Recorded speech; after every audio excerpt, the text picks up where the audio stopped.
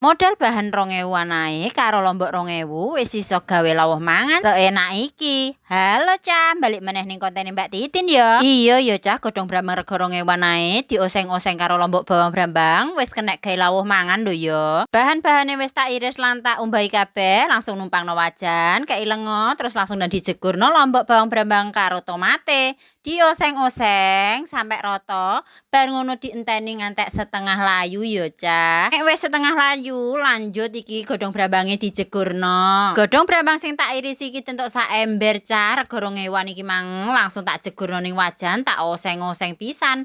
Dienteni sampai layu pisan ya Cah godhong brambange. Nek wis layu utawa kimpes, lanjut godhong brambange iki dikei banyu sithik ben ora ketok garing mekingkring. Aja lali dibumboni uyah gula kei micin, tambah magic pisan ya Cah ya. Ben tambah mantep rasane, lanjut dioseng-oseng meneh. Jarene oseng-oseng lho kok mbok kei banyu sakmen kiye. Iya Cah, Mas bojo nek mangan iki nek gak ana dudohe jare sereten. Dadi masih oseng-oseng ya tetep tak kei banyu. Dane oseng-oseng godhong brambangan iki mang nek diimboi karo iwak teri ya enak Cah, tapi iki versi low budget dadi ya sakonone ae. Oseng-oseng godhong brambangku wis mateng, langsung tak dokok ning piring. Wala gek kemebul ya Cah ya. Dhuwit 5.000 wis entuk lawan sak piring bek kenek gawe mangan wong sak omah. Kowe tau njajal purung Cah oseng godhong brambang? Enak lho.